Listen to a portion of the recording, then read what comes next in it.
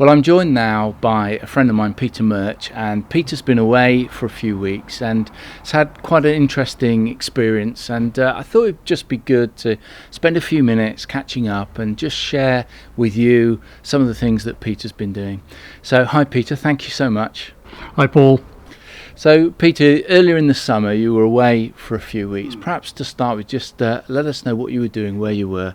Sure. I was up at a place called Scargill House, which is a Christian retreat centre, and I think some people will have heard of Scargill House. They like to be called the Scargill Movement, but it's a Christian retreat centre. They do courses, they run a schedule of training programs, and they do retreats for groups or individuals. But it's actually the home, which is the more interesting bit for me, which it's the home of a small Christian community who run the retreat centre. So they operate it and run it. It's about 30 in number. The head person up there is a chap, Phil Stone, and I was up there as a working friend. So I was there for 2 weeks, not quite part of the community, but focusing on work a lot. And the sort of work you were doing there, Peter? Yes, the way they organise themselves is that everybody who's part of the community is also in a work team, and I was in the estates and maintenance work team. The name speaks for itself, really. And as a working friend, you get to see the way the community operates, but you don't necessarily get drawn into the whole community experience.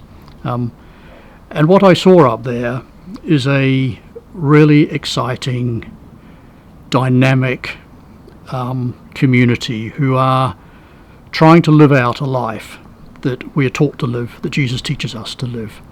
A life of sharing, a life of supporting and being open to one another, a life that reveals their own suffering. So people are open to express their own vulnerabilities, their struggles in their faith and living out that life. As well as working, obviously. There's a rhythm of prayer and worship through the day.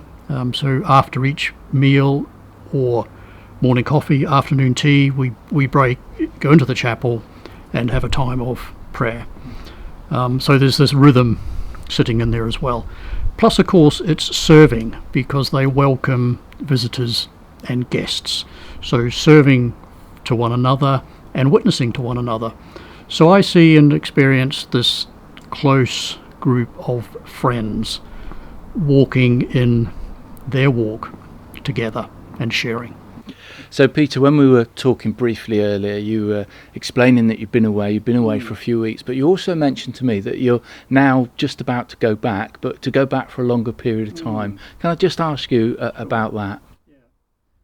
I'm going back in about a week for 3 months. And I'm going to be formally joining the community, which draws me in then to all the community activities. And I'm really excited by that, because it will give me a chance to experience the fullness of what I saw going on there. And the motivation for it really comes out of what I think many of us have experienced during lockdown, during this period of pandemic. And the verses that I have found encouraging are the ones in 2 Corinthians 18. But it's the verses that ask us to fix our eyes not on what is seen, but what is unseen. Because what is seen is temporary, and what is unseen lasts forever. So for me, the unseen pieces are the sense of my relationship with God, my search and my seek and my walk to deepen and strengthen that relationship. But it's also sharing that experience with a close group of friends, where you can share your struggles, share your vulnerabilities, encourage and witness one another to one another. But also I think it's important to recognise with our faith there is always an element of service, an element of looking outwards as well. So the element at Scargill is welcoming guests and providing hospitality to people of all faiths or no faith, and being able to experience that as a community. So I guess the sort of summing up piece really is my seeking of a deeper and stronger relationship in my own faith, but doing that with a group of friends in a group of in a community, and it's that's drawing me back really for this 3 months. 3 months is in many ways quite a short period of time, although some may say that feels like a long time. But it's quite a short period of time because people commit to a year or 2 years or even longer so they can get the full experience and of course contribute to that, because it's not just taking, it's giving as well. So Peter, you've experienced this few weeks in this community. You're now set to go and do a longer period to, as you say, experience the community at its fullest. Yes.